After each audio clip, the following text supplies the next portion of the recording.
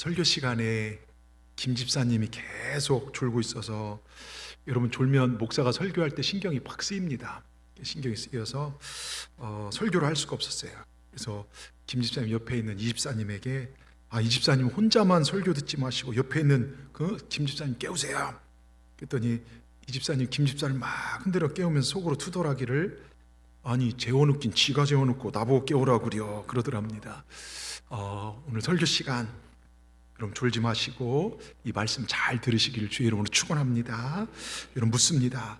정말 이 성전에 올라올 때마다 주님 전에 나올 때마다 주님 만나야 되겠다는 하나님 은혜 없이 난 한순간도 살아갈 수 없다는 그런 영적인 몸부림이 있으십니까? 예? 정말 주님 없으면 안 됩니다. 나 오늘 주님 만난다. 이 간절함으로 이 예배 현장에 올라오셨습니까? 여러분 이러한 간절함이 저와 여러분에게 있기를 주의 이름으로 축원합니다. 오늘 여러 상황 속에서도 올라온 여러분, 특별히 이곳 동산의 제단에 예배에 참여하실 때마다 있는 모습 그대로 오세요. 아까처럼 왔던 모습 그대로 가지 않기를 축원합니다. 우리가 죄를 안고 돌아왔다가도 십자가의 주님을 만나서 회개와 정말로 거룩함을 얻어서 가시길 바랍니다. 슬픔을 짊어지고 오셨더라도 다 내려놓고 주님이 주시는 소망과 희망을 붙잡고 삶의 현장에 돌아가시길 바랍니다. 인생의 절망을 가지고 오셨다면 정말로 예수 소망 붙잡고 삶의 현장으로 돌아가시길 축원합니다. 특별히 그냥 왔을지라도 내가 예수 믿는 자로서 어떻게 살아야 할지 그 사명을 가지고 삶의 현장으로 돌아가시기를 다시 한번 주님의 이름으로 축원합니다. 오늘 본문은 하도 많이 설교를 들었고 너무 잘 알으실 거예요. 예수님께서 비유로 씨 뿌리는 비유 우리 너무 잘 아시죠? 정말 공관본 마태마가 누가 요한 다 기록되어 있는 그런 말씀인데요. 농부가 씨를 뿌렸는데 어떤 씨앗은 길가와 같이 단단한 사람들이 하도 밟고 다녔더니 단단한데 씨가 떨어졌는데 씨가 이렇게 싹을 문대리니까 새가 와서 먹어버리고요. 또 어떤 씨앗은 돌밭 위에 약간 흙이 덮여 있는 그곳에 뿌려져서 뿌리를 내릿하다가 어떻게 됩니까? 이 돌밭 때문에 못 내리고 뜨거운 태양 때문에 타 죽어버리고, 또 어떤 씨앗은 잘 자라는데 가시 떨기에 찔려갖고서 더 이상 자라지 못하고 열매를 못 맺는, 그래서 정말 그런 이제 밭이 있고, 그리고 마지막 뭡니까? 좋은 땅에 뿌려진 씨앗은요 어떻게 됩니까? 30배, 60배, 100배의 열매를 맺었다는 비유입니다. 여기서 길가, 돌밭, 가시떨기, 좋은 땅. 여러분 이건 뭔 얘기하냐면 사실 우리들의 마음밭을 이야기해요. 여러분 이 네 가지 밭 가운데 여러분 마음밭은, 오늘 예배드린 여러분의 마음밭은 어디에 해당되십니까? 내 마음밭은 길가 같습니까? 아니면 좋은 땅 같습니까? 저는 오늘 말씀을 살펴보면서 내 마음밭은 어디에 해당되는지, 그리고 우리 믿음을 성장시키길 원합니다. 정말 주님께서 구절을 통하여 이렇게 말씀하시죠. 귀 있는 자는 들으라. 여러분 우리 모두가 그냥 두 귀 달렸다는 게 이게 중요한 게 아니라 하나님의 말씀을 들을 줄 아는 그 영적인 귀가 열려지기를 주의 이름으로 축원합니다. 저는 목사로서요 저와 여러분의 마음밭이 좋은 땅이 되길 바라면서, 그래서 정말 요즘 주님께서 그러잖아요. 천국에 들어가길 힘써도 많은 사람이 들어가지 못한다. 근데 정말로 천국에 다 들어간 여러분 되시고 이 땅에서도 풍성한 열매를 맺어서 하나님의 영광을 드러내는 우리 동산의 모든 분들 되기를 주의 이름으로 축원합니다. 첫째요, 길가와 같은 마음이 되어서는 안 됩니다. 자, 4절에 보십시오. 4절에 이렇게 써 있습니다. 뿌릴새 더러는 길가에 떨어지며 새들이 와서 먹어버렸고. 유대 이스라엘 땅 가보면요 밭과 밭 사이에 농로가 나 있어요. 근데 거기는 사람들이 많이 이렇게 걸어 다니다 보니까 땅이 단단하게, 아주 단단하게 굳어져 있어요. 유대 나라에서 씨앗을 뿌릴 때 보면 밑에 구멍이 뚫린 자루에 씨앗을 넣는, 씨앗을 풍성히 담은 나귀의 등에 얹어놓고 나귀가 뒤뚱뒤뚱 걸어갈 때마다 씨앗이 흔들리면서 땅에 이렇게 뿌려져요. 근데 이 씨앗이 좋은 땅에 떨어지는 것도 있지만 농로에 떨어져서 새들이 그것을 있다가 그걸 싹 먹어버리는 경우가 있어요. 그 씨앗은 뿌리 내릴 겨를도 없이 새들에게 그냥 새들 밥이 돼버리고 만 겁니다. 여러분 이걸 길가와 같은 마음 뭐냐면 부정적이고 굳어진 마음이에요. 닫혀진 마음입니다. 어떤 말씀을 들어도 자기 생각에 꽉 잡혀 변화가 없어요. 교만해서 내 지식과 경험만을 최고로 생각하는 사람들 여러분 교회 안에 많습니다. 또 의심이 많아서 이 진리의 말씀을 받아들이지도 못하고 늘 의심하고 사는 사람들이 있어요. 근데 여러분 이 말씀을 듣는 대상이 예수님을 모르는 저 세상 사람들이 아니라는 것입니다. 바로 이 말씀의 대상이 주님의 제자들이었고 지금 이 시대 저와 여러분에게 주신 메시지라는 것이죠. 여러분 이런 사람은 대부분이요 어릴 때부터 교회 열심히 다녀요. 그래서 매너리즘에 빠져서 익숙해져 갖고서요 신앙생활이 사실 쉽지가 않아요. 구원에 대한 절박함 없어요. 죄에 대한 죄책감도 별로 없어요. 예수님의 도우심에 대한 필요나 갈급함이 별로 없어요. 말씀은 어떤 지식 이상의 어떤 의미로 받아들여지지 않고 세월과 더불어 마음은 강팍해질 대로 강팍해지고 나중에는 정말 하나님이 인내 없는 자리까지 가는 그런 사람들이 많이 있어요. 근데 여러분 제가 두렵고 떨림으로 말씀드리지만 어쩌면 지금 이 시대를 살아가는 익숙해져 버린 우리의 모습이 아닌가. 어떤 말씀을 전해도요 변화가 없어요. 주일날 한번 예배드리는 걸로 전부예요. 여러분 이스라엘 백성들을 보십시오. 하나님 끊임없이 그의 백성을 돌보시고 이사야, 에레미야, 에스겔 선지자, 심지어는 호세, 하박국 같은 선지자를 보내서 돌아와라 죄에서 떠나라 말씀하시지만 끝없이 우상을 섬겨요. 하나님을 버리고요 나중에 메시아 되신 예수님께서 그들 앞에 나타났지만 결국엔 십자가에 못 박아 죽어버리고 맙니다. 그들은 지식으로 예수님께서 베들레헴에 나시고 나무에 달려 죽으실 것을 알면서도 그 예수님을 경배하지 아니하고 직접 나무에 달아 죽였죠. 결국 지식은 있지만 생명이 없는 그리스도인이 길가밭을 가진 교인들입니다. 여러분 어떻습니까? 좀 무겁지만 돌아보아야 돼요. 나와 같지는 않습니까? 수많은 말씀을 듣지만 변화는 없어요. 사랑하자 말씀 듣지만 나가다 싸웁니다. 그게 나랑 무슨 상관이? 전도하자 말씀 듣지만 나랑 아무 상관이 없어요.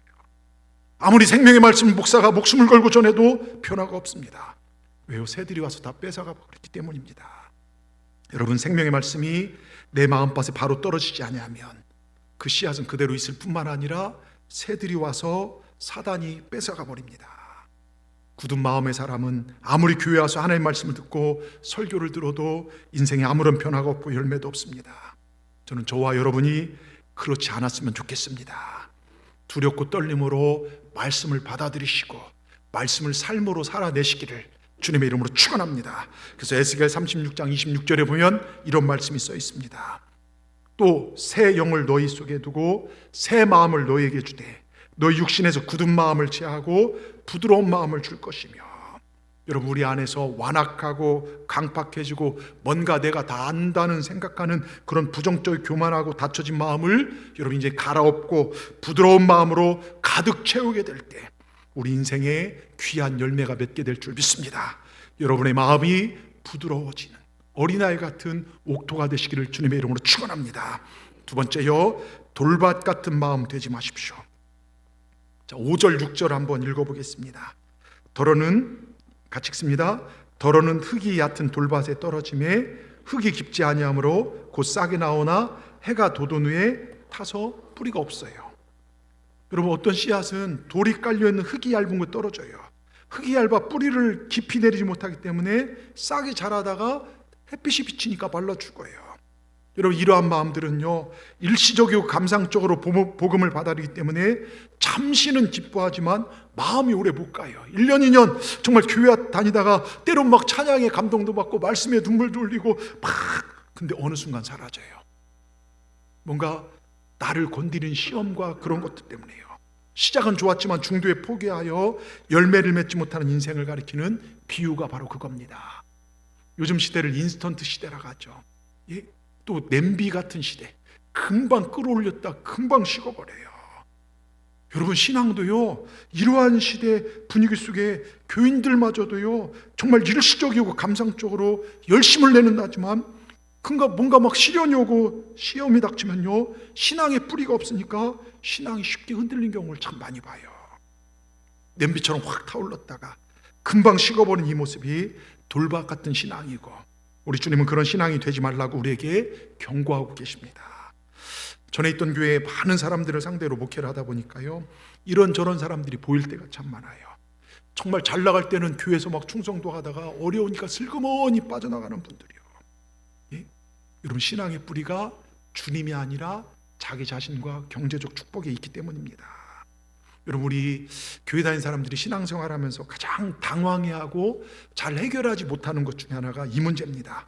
내가 예수 믿으면 그래도 목사님들 그러고 막 설교하는데 만사형통하고 막 예수 믿으면 잘 된다고 구원받고 복받는다는데 그 반대 현상에 부딪혔을 때요, 나름 신앙 지키고 나름 열심히 했는데 갑자기 당한 어려움들 때, 그때 낙심할 때가 있어요. 목사님 저도 마찬가지고요. 세상 사람들은 그렇게 묻죠. 야, 신앙이 현실생활에 무슨 유익이 있느냐. 옛날에 그런 얘기 많이 들었어요. 제가 전도하는데 교회 나오면 쌀이 나와요, 밥이 나와요, 이런 분들요. 예배 열심히 참여하면 뭐 돈이 떨어지냐? 성경 열심히 보면 장사가 잘 되냐? 여러분, 성도들은요, 정말 내가 예수님을 믿는다면 이 질문에 대한 답은 가지고 있어야죠. 여러분 한번 내가 예배 열심히 참여하고 기도하고 성경 보고 전도한다고 여러분 돈이 생기고요, 기업에 막 사업이 잘 되고 막 승진하고 자녀들이 입시도 잘 되고 취업도 잘 되면요, 여러분 전도할 필요가 어디 있어요? 예? 여러분, 우리가 조금 더 잘 살자고 예수 믿습니까? 뭔가 하늘에 떨어진 이적 기사 보려고 예수 믿습니까? 여러분 분명 좋아요. 예수 믿고 병 고침도 있고요. 근데 그것보다 더 중요한 건요, 영원한 천국에 가기 위해서 우리 주님 공생이 시작하면서 외친 메시지가 뭡니까? 회개하라, 천국에 가까웠느니라. 뭡니까? 회개하지 않으면 천국에 갈 수 없다는 거예요. 여러분, 천국 가기 위함입니다. 죽음 뒤에 영원한 세계를 준비하는 것입니다. 세상 것 다 얻어오고요, 사람들의 박수받는 삶을 산다 할지라도 내가 마지막 때 심판 때 앞에 주님 모른다, 천국 가지 못한 인생, 여러분 망한 인생 되는 것입니다. 왜 제가 목이 터져라 외칩니까? 여러분, 우리 중 저를 비롯한요, 그 누구도 여러분 영원한 멸망 지옥에 가면 안 되기 때문입니다. 근데 지금 이 시대를 보면요, 세속적 생각에 사로잡힌 자들이 많아요. 돌밭 같은 마음입니다. 여러분, 이런 마음을 빨리 갈아엎기를 주의 이름으로 축원합니다. 더 이상 우리 교회 여러분 중에 예수 믿고 좀 뭔가 해봤더니 더 어렵더라, 그 사람 꼴보기 싫어서, 이런저런 이유로요 교회를 떠도는 분들이 없기를 주의 이름으로 축원합니다. 여러분, 예수님만 바라보십시다. 시골 어느 교회에요, 박某집사님, 날라리 집사님이 계셨어요. 이분이 교회 나가면서도 집안에 쌓여있던 힘들고 어려운 문제가 해결되지 않아 목사님 몰래 점쟁이 찾아다녔어요. 제가 엊그제 기독교 방송 올포윤가 뭔가 목사님들 나와서 이렇게 하는데, 한 목사님이 이렇게 하는데 정말 점잖게 생기셨더라고요. 그분이 이제 이렇게 말씀을 하시는데, 자기 교회 도사가 왔대요. 도사, 유명한 무당 도사가 와서 딱 목사님하고 상담을 하는데 그러더래요. 목사님, 권사들도 전보러 많이 와요, 그러더래요. 목사님 너무 충격이었어요. 저는 믿습니다. 저희 교회 권사님은 전보러 안 가신, 전보러 가시던 회개하시길 바랍니다. 그래서 하여튼 이런저런 얘기하다가 그래도 교회까지 왔으니까 점심이나 한 끼 사 먹이고 보내야겠다. 식당 가서 먹으면서 밥을 시켜주면서 그랬대요. 제 관상 좀 한번 봐주십시오. 그랬더니 이 도사가 깜짝 놀라면서 그랬대요. 아니 목사님, 무슨 목사님 관상을 봅니까? 그러면서 하신 말씀이, 그 도사가 그러더래요. 목사님은 큰 신을 모셨기 때문에 이미 관상과 점괘가 다 바뀌었습니다. 그래서 우리 같은 존재가 감히 볼 수가 없습니다. 여러분, 우리는 진짜 예수님 모셨잖아요. 여러분, 운명과 팔자가 변화된 존재들입니다. 근데 이 박날라리 집사님이 점쟁이 찾아가서요, 복채를 내니까, 복채를 남긴 점쟁이가 딱 그러더랍니다. 집안에 감나무 있지? 그러더래요. 야, 이 쪽집게구나. 있는데요. 어서 뽑아버려. 만사의 우환이 거기서 나와. 돌아오자마자 도끼 하나 사서 이거 쳐버렸대요. 근데 그때부터 집안에 우환이 쏟아져 들어오더랍니다. 너무 이상해서 얼마 지나서 다시 점쟁이 찾아갔대요. 점쟁이 왈 딱 그러대. 집안에 감나무 있지? 그러더래요. 이거 뭐지? 없는데요. 어디서 빨리 가서 감나무 강구로 사서 심어. 만 가지 우환을 막아줄 거야, 그러더랍니다. 이 날라리 집사님 어떻게 합니까? 점쟁이 치마 밑에 챙겨놓은 복채를 빼앗아서 집으로 달려왔다죠. 여러분 어려움 있을 때 누구를 찾아가십니까? 정치인요? 돈깨나 있는 사람들 찾아가십니까? 여러분이 가진 믿음 안에, 내가 믿는 예수 그리스도 안에 권세가 있고 능력이 있고 모든 걸 해결한 힘이 있음을 믿으십니까? 여러분, 이거 믿으셔야 돼요. 여러분, 코로나 시대 보십시오. 얼마나 많은 이들을 믿음이 흔들린 줄 아십니까?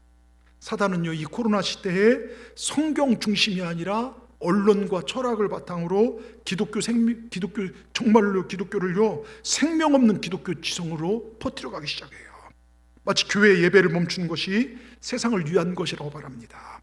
많은 교인들이 성경과 상관없는 그 논리를 진리처럼 받아들이고 교회를 떠나고 예배드린다면, 심지어요 저희 교회에서 뭐 할 때요, 지금은 가셨지만 한 분이요 더 이상 교회에서 이런 거 하면 내가 시에다 고발해버리겠다, 저를 협박한 분도 계셨어요.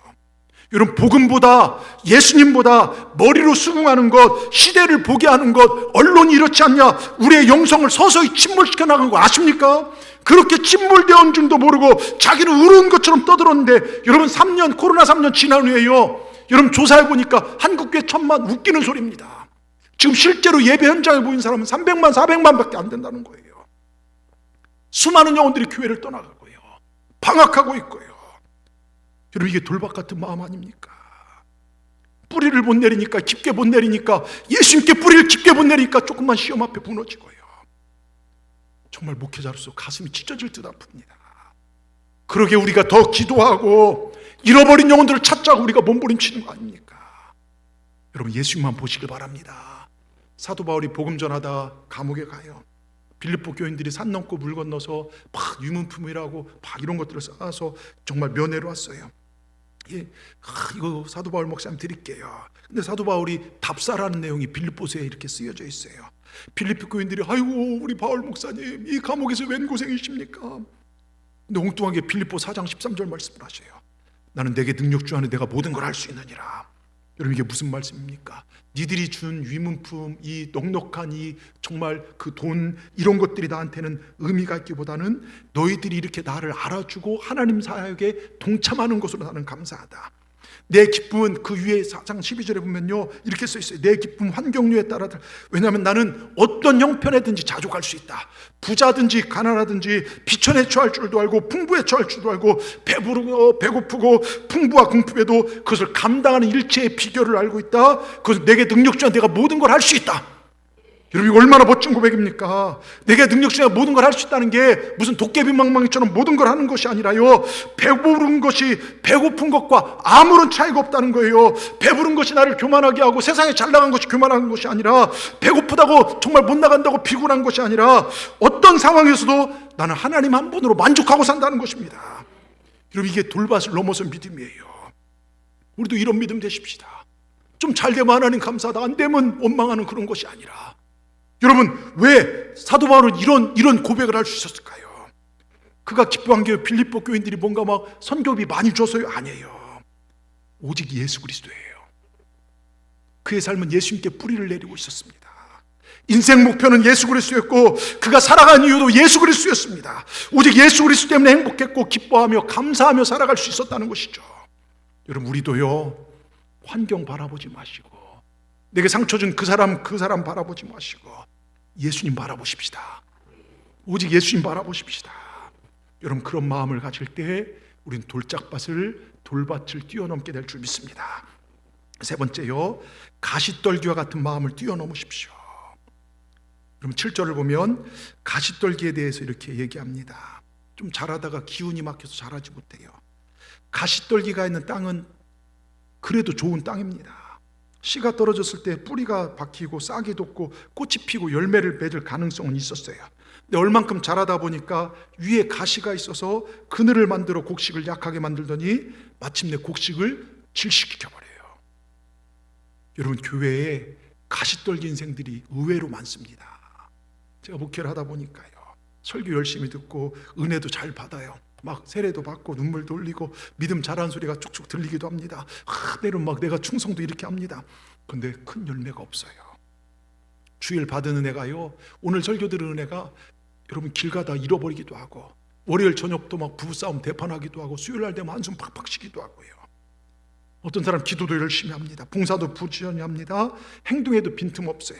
근데 시간이 지나다 보면 가시 때문에 저분은 좀 더 자랐으면 좋겠는데, 자라지 못해요. 여러분, 이 시대에 가시 때문에 자라지 못한 사람들이 얼마나 많은지 몰라요. 또 가시 때문에 찔려서 정말로 그 자리를 떠난 사람들이 참 많아요.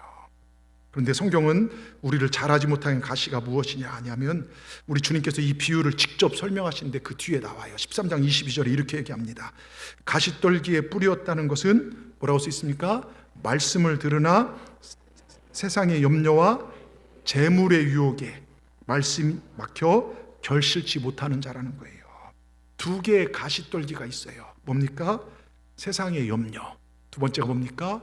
재물, 물질의 유혹이요. 먼저 염려죠. 백해무익, 100가지 해가 될지언정 하나도 득이 되지 않는 게 염려입니다. 예? 성경 원문에 염려라고 하는 게 메림네오라는 말인데요, 물어 뜯는다 이런 뜻이 돼요. 물어 뜯는다, 뱀이 칭칭 감아서 서서히 말려 죽인다. 쪼갠다란 말이 있어요. 그러니까 쪼갠다와 마음이란 말이 합쳐서 된 말이 이게 메림네오란 말이랍니다. 염려가 무엇입니까? 내 인격을 파괴하고 내 행복한 마음을 찢어놓는 거예요. 그게 염려라고 하는 것입니다. 모든 질병의 원인이 여기서 시작되기도 하죠. 만약 염려에서 문제가 해결된다면 하나님은 성경을 그렇게 쓰지 않으셨을 거예요. 쉬지 말고 염려하라, 범사에 염려하라, 항상 염려하라고 말입니다. 근데 염려는 죄입니다. 하나님을 믿지 못하는 죄가 바로 염려입니다. 여러분, 우리가 잘 들으십시오. 주의를 철저히 지키지 아니하고 신앙생활 잘할 수 있는 어떤 길도 없습니다. 주일마다 나와서 하나님 만나야 하고요, 말씀을 듣고 새 힘을 얻어야 합니다. 영광스러운 찬양을 통하여 우리 삶의 존재가 바뀌어지는 행복을 얻어야만 합니다. 그래야 우리가 세상을 승리할 수 있어요. 그런데도 못하고 왜 우리가 주의를 지키지 못하는 것일까요? 세상 염려 때문에요. 염려 때문에요. 시장에서 전도하다 보면 교회 나오세요. 아이고, 장사하다 보니까 요즘 너무 어려워서, 이런 분들 많아요. 여러분, 우리 믿음 생활이 바뀔 때가 많죠. 두 번째가 뭡니까? 재물이에요. 여러분, 물질 자체가 가시가 되진 않죠. 여러분, 물질이 잘 쓰면 정말 귀하게 쓸 수 있지만 나쁘게 쓰이면요 굉장히 안 좋을 수 있죠. 근데 분명 물질의 유혹은 가시입니다. 많은 사람들이 이 물질 때문에요, 교회에서 열심히 하다가 제가 11조 설교한 적도 없고 감사한데 그 물질의 문제에 박혀서 교회를 슬그머니 떠난 분들도 계세요. 그래서 이 물질을 어떻게 관리하는 걸 보면 믿음의 수준을 알 수 있고, 우리 주님은 분명히 누가복음에 하나님과 돈을 겸하여 섬길 수 없다, 이 돈을요 헬라어로 보면 맘몬이라고 되어 있어요. 돈 귀신입니다. 여러분 잘 아시겠지만 그래서 물성이 영성이에요. 물성이 영성입니다. 돈 관리를 어떻게 하는가 보면 그 사람 영성의 차원을 알 수 있어요. 여러분, 예수님께서 비유를 37가지 하는데 천국 비유 막 하지만 그 중에 17가지가요 여러분 물질에 대한 비유란 거 아십니까? 그래서 스펄전 목사님 이런 얘기해요. 네가 회개했다고 하나 네 지갑, 전대, 돈주머니를 회개하기 전까지 나는 너의 회개를 믿을 수 없고, 네가 하나님을 향하여 문을 열었다고 하나 네 돈주머니를 열기까지 열려진 네 마음을 믿지 않겠다. 이런 물질이 그만큼 우리를 사로잡기 때문에요. 그리스 신화에 이런 이야기가 나오죠. 큰 상금과 정말 큰 명예에 걸려있는 경마대회가 있었어요. 한 여자 기수가 막 신나게 앞장 달리는데 그 앞에 땡그러니 금호 하나가 딱 떨어져요. 그 유혹이 엄청 큽니다. 말에서 내려서 금돈을 탁 채웠죠. 한참 아직도 1등입니다. 속령 막 날려갔는데 누가 금돈 하나를 탁, 그래서 그걸 내려서 그거 몇 개 줍다 보니까 어떻게 됐을까요? 우승 후보가 우승 못하고 상금도 명예도 다 잃어버리고 말았습니다. 여러분, 영적인 경주도 마찬가지더라고요. 가끔 우리 예수 믿는 사람들이 돈, 황금 줍기 위해서요 멈추기 때문에 천국을 바라보고 그곳만 바라보고 스트레이트 고웨이 직선으로 가야 할 사람들이 이거 바라보고 하다가 여러분 무너지고요, 마귀의 빗기에 걸려갖고 무너진 분들이 많이 계십니다. 근데 여러분 잘 들으십시오. 염려와 유혹은 누가 날 거기서 건져주는 게 아니에요. 내가 이겨내야 돼요. 잘 들으십시오. 우리가 믿음 생활 열매 맺으러 갈 때요, 우리가 진짜 기쁜 신앙생활의 행복을 맛보며 살아갈 때, 정말 하나님부터 사랑받고 정말 은혜 받는 삶을 살고자 할 때 그걸 방해하는 방해꾼 하나가 있어요. 예? 내 신앙생활에 큰 장애물, 적이 하나가 있습니다. 그 세상의 환란, 사단, 마귀가 아니에요. 신앙생활에 가장 무서운 적이 누군지 아십니까? 나더라고요. 나요. 여러분, 내가 가시가 될 때 있더라고요. 내 느낌이요, 내 철학이요. 내가 나를 이겨내면 됩니다. 나 못 이겨놔서 그 말 쏟아져 상처 주고요, 나를 못 이겨서요 여러분 기도 생활 못 할 때도 많고요. 코로나 시작할 때쯤에 한 젊은 부부가 저한테 찾아왔어요. 코로나 터지고 2달간 예배를 참석하지 못했는데 그때 저도 헷갈렸죠. 이 사람들 예배를 권면하는지 말아야 하니 기도만 하고 있었는데 찾아오더니 목사님 죄송합니다. 다 코로나 핑계죠. 그 마음이 와닿더라고요. 그러면서 하는 말이 저희가 마음 먹으면 되는데 그렇습니다. 그렇죠. 내 마음입니다. 그래서 내가 변하지 않으면 세상은 변하지 않아요. 내가 변할 때요, 이런 불평해도 원망해도 소용없습니다. 세상이 다 달라진다 할지라도요, 내가 달라지지 않으면 세상 그대로예요. 세상이 다 썩어 문드러져 가도요, 내가 변하면 세상은 변화하게 돼 있어요. 내가 기쁘면 모든 게 기쁨으로 보이고 내가 원망이 차 있으면 모든 게 원망스럽게 보이는 것입니다. 여러분, 내 마음이 중요합니다. 그래서 은혜 받는 길, 옥토로 만드는 일, 열매 맺는 일, 내가 좋은 신앙인 되는 일, 어려운 일 아니에요. 내 마음밭이 딱딱하게 굳어져 있다면 이 시간 말씀으로 여러분 갈아엎으시길 바랍니다. 늘 마음을 감사로 채우시고요, 예수님으로 채우시길 바랍니다. 그럴 때 성령께서요, 감사하기 시작할 때요, 신령한 담비를 부어주시는 겁니다. 걸핏하면 남편 찌르고 아내도 찌르고 목회자도 찌르고 예수님도 찔렀던, 부모님 찔렀던 가시라면요, 여러분 이 시간 뽑아내시길 주의 이름으로 축원합니다. 여러분의 신앙의 열매를 맺지 못하게 나를 질시켰던 가시의 뿌리를 뽑아내시고 이제는요, 정말 자라서 30배, 60배, 100배의 결실을 맺는 우리 동산의 모든 분들 되기를 주의 이름으로 축원합니다. 그래서 나를 잘라내고, 때는 내 유혹하는 친구들도 잘라내고, 때로는 유혹하는 것들도 잘라내시기 바랍니다. 저 경상도 어느 시골 교회에 믿음 좋은 한 분이 계셨대요. 신앙 연조가 오래 깊어갈수록 직분이 무거워졌고 마침내 그 교회 장로님이 되셨어요. 근데 그럼에도 불구하고 이분이 끊지 못한 게 하나 있었어요. 담배를 못 끊었어요. 담배 한 대 핀다고 뭐 지옥 가고 그런 건 아닐 테고, 특별히 잘못된 건 없지만 이것 때문에 장로로서 뭔가 마음이 찝찝부실하게 어렵습니다. 저 사람 분명히 예수 믿는 사람인데 그 꼴하고 살아가니 도무지 자신감도 별로 없고요, 내가 이거 끊지 않고 내가 믿음 생활 승리하기 영 걸렸다고 생각합니다. 그럼에도 불구하고 이게 끊어지냐 이거예요. 그래서 목사님 몰래, 교인들 몰래, 아내 몰래, 자식들 몰래 담배를 피는데 주로 집을 리모델링하고 저쪽에 화장실, 옛날 화장실을 둔 거예요. 거기 가서 혼자 피는 거예요. 그래서 몰래 담배를 피고 담배꽁초를 밑으로 이제 막 버리고 하는데, 한 번은 더운 여름날 부인 권사님이 거기서 구더기랑 벌레가 하도 많이 나오니까 석유를 한 번씩 뿌려주는데, 근데 그날따라 석유가 없어서 휘발유를 뿌렸대요. 휘발유를 한 통 거기다 뿌린 겁니다. 몰래 담배를 피고 담배꽁초를 밑으로 딱 던지는 순간 거기서 볼일을 보고 그랬대요. 볼일을 보면서 딱 순간 어떻게 했을까요? 불이 확 하고 올라와 버린 거예요. 엉덩이랑 막 다 온몸에 화상을 입었죠. 병원에 입원해서는요, 회개망측한 자세로 똑바로 못 누워줘. 다 화상 입어서요. 아무도 알아듣지 못한 말을 중얼중얼 대뱉습니다. 아이고 하나님, 잘못했대, 용서해 주이소. 확 끊어버릴 겁니다.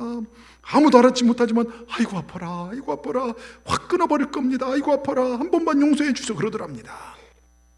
웃지 않은 얘기지만 끊을 게 우리 담배뿐이겠습니까?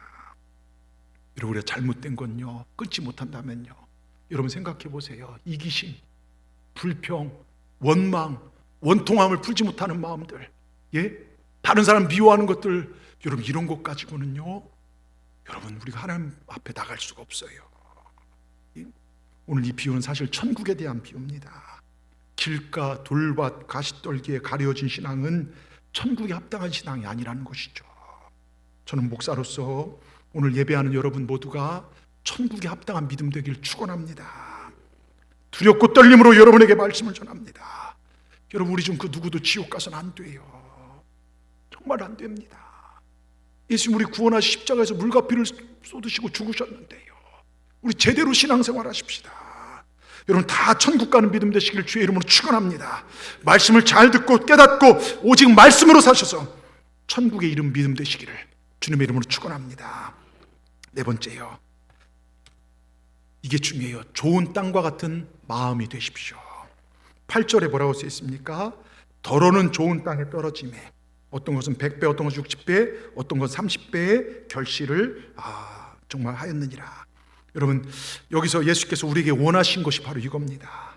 여기 좋은 땅이라고 할 때 이 좋은이란 게 칼로스라는 헬라어로 쓰여 있는데요, 정말 뭔가 아름다운 걸 볼 때 도덕적으로 이 사람 참 좋은 사람이다 이럴 때 이 단어를 쓴다고 합니다. 여러분, 이 땅에 살아가는 동안 우리가 신경 쓰고 노력해야 할 것이 있어요. 뭐냐면 우린 좋은 사람이 돼야 돼요. 그래서 세상에 빛과 소금이다 하면서 너희 착한 행실을 통하여 하나님께 영광을 돌리게 해라. 우린 착하고 선하고 좋은 사람이 돼야 돼요. 아시겠죠? 예수님 사람이 뭐야 저게? 여러분 안 돼요. 그런 평가 드리면 내가 욕먹는 게 아니라 주님이 욕먹는 거예요.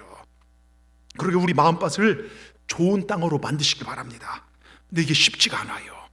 왜? 사단도 역사하기 때문에요. 가라지를 끊임없이 우리 마음에 뿌려지고 막 정말 의심하게 만들고, 또 내 마음에 나도 모르게 육신의 적용, 안목의 적용, 세상 것들이 들락날락거리고, 염려, 근심, 또 쾌락, 욕심, 불평, 원망, 짜증들이요 가시처럼 자라오기 때문에 내 마음밭을 옥토로 간직하는 게 쉽지가 않아요. 근데 그런 내 마음이 옥토가 되었을 때 그 하늘로부터 오는 복은 어마어마하다는 것입니다. 여러분, 스펀지가 물을 받아들이듯 말씀의 씨앗이 떨어질 때마다 아멘 하면 말씀을 받아드시길 주의 이름으로 축원합니다. 이게 복된 생활이에요. 근데 어느 날부터 예배가 귀찮아져요. 예배 드리기도 싫고 뭐 다 아는 얘기. 여러분, 그때 기도해야 돼요. 주여, 내 삶에 저주가 임하고 있습니다.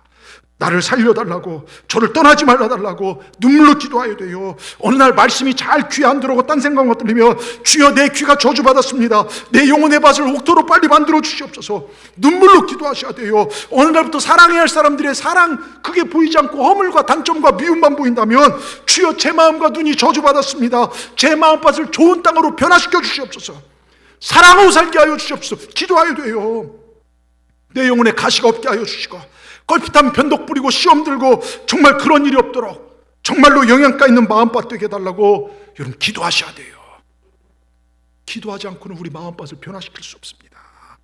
여러분, 쉽게 말씀드리면 교회 오는데 너무 주일날 기다려지고 정말 행복하다. 지금 그거 복 받고 있는 겁니다. 예? 설교를 듣는데요, 설교가 재미있고 내게 주신 말씀을 받아들이면 여러분 지금 틀림없이 복 받고 있는 거예요. 그 인생은요. 예배를 드리는데 예배가 행복하고요, 은혜가 되면요, 하나님 너무 감사합니다. 내 영혼이 행복합니다. 여러분 지금 복을 받고 있는 거예요. 천국에 살고 있다고 생각하면 틀림없습니다. 교회 일을 하면서요, 성가대나 주방봉사, 차량봉사, 교회 청소, 꽃꽂이 이런저런 봉사를 하면서 불평이 없고, 내가 하나님의 몸된 교회를 위해서 내 옥합을 깨뜨리고 내 땀을 들이고 정말 시간을 들여서 너무 행복해요, 감사해요, 나 같은 존재가 주님을 위해서 일하고, 그러면 천국으로 가고 있는 거예요.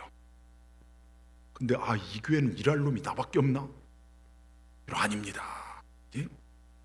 가정생활이 너무 행복하다, 아내가 사랑스럽고 남편이 정말 귀하고 자녀들이 너무 귀하다, 천국으로 가고 있는 것입니다. 여러분, 우리 행복하시길 주의 이름으로 축원합니다. 그럼 우리가 열매 맺기 위해서 어떻게 해야 할까요? 여러분, 말씀의 뿌리를 내 마음에 깊이 내려야 돼요. 내게 능력 주면 내가 모든 걸 할 수 있다. 예수님을 여러분 중심에 모시고 사시기를 주의 이름으로 축원합니다. 이 얘기 저 얘기 들락날락하는 마음이 아니라 오직 복음, 오직 예수로 여러분 마음을 채우시길 축원합니다. 그리고 이 교회에 뿌리를 내리셔야 돼요. 예? 교회의 자부심을 가지고 소속감과 여기서 만족감을 느끼시기 바랍니다. 교회에서 이 단에서 뭔가를 하자 그러면요, 여러분 뭐래 아니라 순종해 보십시오. 그럼 거기에 여러분 교회에 뿌리 내지 않고 은혜 받는 열매 맺을 수 없어요. 오늘 여러분 이 자리에서 이 설교를 듣는 게요 우연일 것 같습니까? 예? 아닙니다. 하나님께서 여기까지 저와 여러분을 인도하심을 믿으시길 주의 이름으로 축원합니다. 멀리는요 오늘 안 오셨네. 녹동에서도 젊은 부부가요 저희 교회를 다닌다고 그랬어요. 하나님께서 그 마음을 만지셔서 녹동에 이렇게 거기서 장사를 하는데, 사업을 하는데, 저희 교회 이제 제 설교가 좀 들린다고 오늘 온다고 했는데 안 오셔갖고서, 네, 하여튼 여러분 그렇게 녹동에서, 그러니까 여러분 뭐 율천, 순천은 일도 아니죠. 중림 먼 것도 아닙니다. 녹동인데요. 예? 여러분 이 동산교회에 대한 자부심과 소속감을 가지고 교회가 행하는 비전과 여러 가지 일들에 여러분의 몸을 들여보십시오. 말씀 배우는 일, 복음을 전하는 일, 기도하는 일이에요. 그럴 때 거기에 은혜가 될 줄 믿습니다. 여러분 보세요. 그럴 때 우리 후손들까지도 풍요로운 열매를 맺어요. 자녀들 내 마음대로 되지 않죠. 근데 하나님이 손대시고 만지시면요 하나님의 뜻대로 되지 않을 자녀도 없습니다. 그래서 자녀에게 최고의 축복은 부모의 충성과 헌신입니다. 여러분, 그리고 또 하나, 말씀에 뿌리박고 교회에 뿌리박고 기도에 뿌리박아야 돼요. 제가 기독교 방송에 한 서울의 어느 목사님 그 얘기를 듣는데 너무 도전이 된 거예요. 그 뭐냐면, 정말 옛날 목사님들은 실력도 뭣도 이렇게 80년대 막 한국교회 부흥할 때는 뭔가 문제가 있으면 기도원에 올라가서 막 기도하고 그랬대요. 근데 그분 얘기가 90년대부터 이상하게 세미나 바람이 불고 막 하면서 사방 목사님 세미나 다니다 보니까 그때부터 한국교회가 줄어들기 시작했다 하면서 그 기독교 방송에 나오는데 제 마음도 공감이 되더라고요. 문제만 생기면 옛날 선배 목사님들은 막 산으로 정말 기도원으로 가서 막 주일 설교 마치면 올라가서 거기서 막 며칠을 기도하고 내려오시고 그랬는데, 지금 제 모습도 그렇고 기도량이 많이 부족하다는 걸 느낍니다. 여러분, 기도에 뿌리 박으시길 주의 이름으로 축원합니다. 로키 산맥 해발 3,000m 높이에 수목 한계선 지대가 있대요. 3,000m가 위가 되면 수목, 풀이나 나무는 못 자라요. 그 한계선 지대예요. 거기에 이 지대의 나무들은 너무 매서운 바람과 추위 때문에 곱게 자라지 못하고 사람이 무릎 꿇고 있는 모습을 한 채 그렇게 서 있대요. 그러니까 눈보라가 얼마나 심한지 이 나무들은 생존을 위해서 그야말로 무릎 꿇고 사는 삶을 배워야 한다는 것입니다. 그런데 세계적으로 가장 공명이 잘 되는 명품 바이올린은 바로 이 무릎 꿇은 나무로 만들어진대요. 수목 한계선상에 존재하는 나무들은 너무나도 이 추위와 바람 때문에 위로 뻗어갈 수가 없어서 무릎을 꿇을 수밖에 없다는 점. 무릎 꿇지 않으면 세상 바람과 눈의 무게를 이기지 못해서 부러지고 만다는 것이죠. 너무나도 힘든 조건이기에 나무에게 생각이 있다면 수도 없이 죽었으면 좋겠다 생각했을지 몰라요. 하지만 그런 열악한 환경과 조건 속에서 무릎 꿇고 끝끝내 인내하며 버텼기 때문에 가장 아름다운 울림을 줄 수 있는 그런 나무가 된다는 것이죠. 여러분, 고난 속에서 겸손히 무릎을 꿇을 때 우리 역시 깊은 울림을 주는 하나님의 사람이 될 수 있습니다. 여러분, 우리들의 인생의 가장 위대한 순간 가운데 하나는요, 하나님 앞에 무릎 꿇고 엎드릴 때더라고요.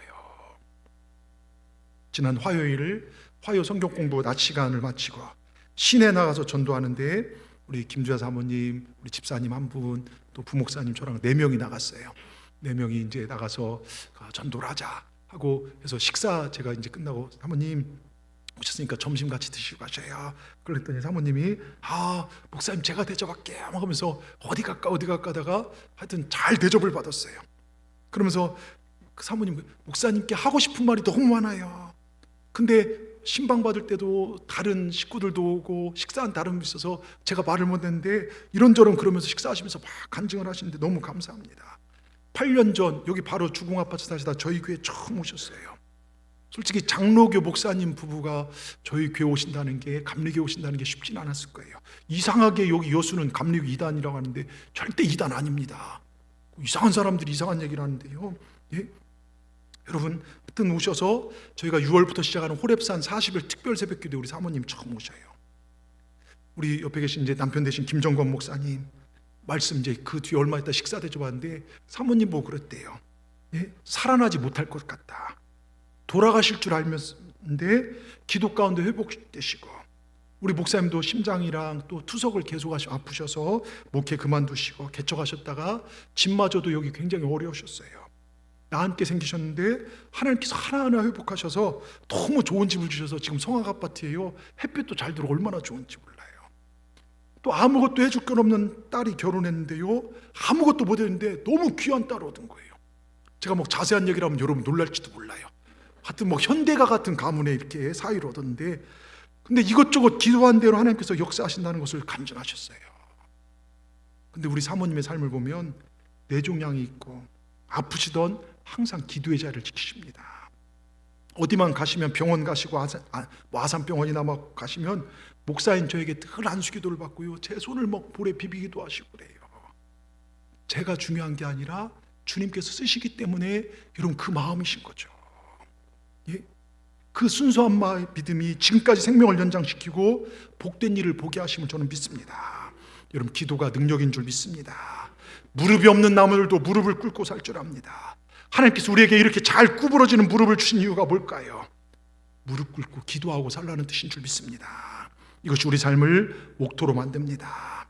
여러분, 하나님 주신 평강과 위로를 받게 되고 위기 속에서 도우신 하나님의 손길을 보게 되는 우리 모두가 되기를 주의 이름으로 축원합니다. 미국 역사상요 최고의 태풍으로 기록된 허리케인이 플로리다 반도를 강타했을 때, 그때 루신더와 찰스 부부가요 플로리다의 오키초피 호수에 있는 자신의 집에서 이것이 대형 태풍인 허리케인지를 전혀 알아채지 못한 채 걱정스러운 눈으로 퍼붓는 비바람을 바라봤어요. 근데요, 이 태풍 허리케인이 좋은 경관을 자랑하던 젊은 부부의 집 앞을 든든시켜줬던 호수의 제방을 무너뜨리면서 쓰나미처럼 그 집으로 물이 쳐들어오기 시작합니다.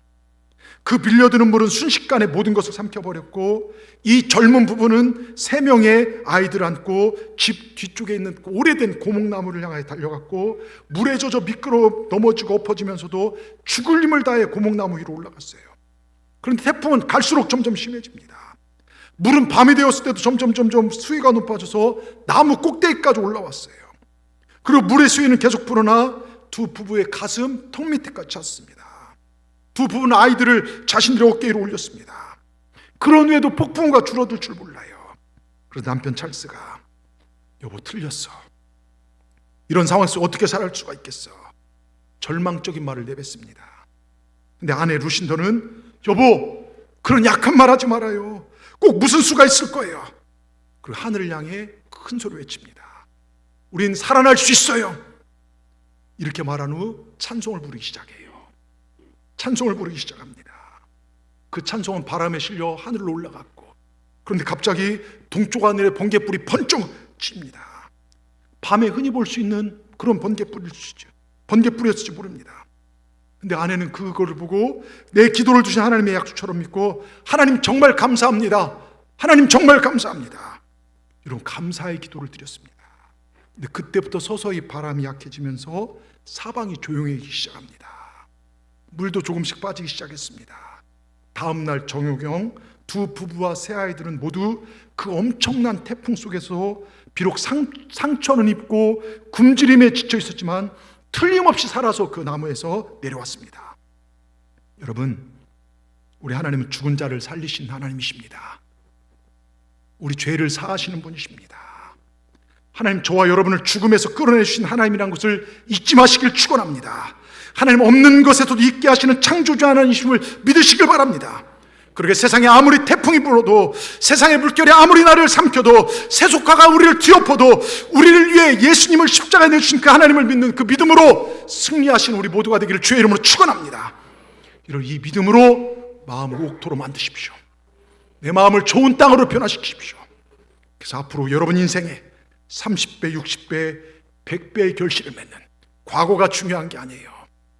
과거의 여러분 이것이 아니라 앞으로 이루실 하나님의 능력을 바라보며 여러분 좋은 옥토가 되어서 하나님께 영광 돌리는, 모두 다 천국에 들어가는 우리 동산의 모든 분들 되기를 주의 이름으로 축원합니다. 축원합니다. 기도하겠습니다. 주님 감사합니다. 오늘도 예배를 마치며 정말로 말씀을 통하여 우리에게 귀한 은혜를 부어주시니 감사합니다. 우리 마음 안에 큰 믿음의 주님, 능력의 주님, 권세의 주님을 모시며 살아가게 하여 주시옵소서. 마귀에게 사로잡혀 사는 마음이 아니라, 돌밭같이 심겨지지도 않는 마음이 아니라, 가시떨기 같은 것들로 인해 늘 제자리인 믿음이 아니라 좋은 땅, 옥토 같은 마음이 되어서 귀한 열매들을 주렁주렁 맺어 천국에 합당한 삶을 사는 우리 동산의 모든 지체들 되게 하여 주시옵소서. 어떤 상황에도 예수님께 뿌리를 받고 말씀의 뿌리를 받고 이 교회를 사랑하며 기도하며 승리하는 우리 모두가 될 수 있도록 도와주시옵소서. 역사하실 예수님의 이름으로 감사하며 기도드리옵나이다. 아멘.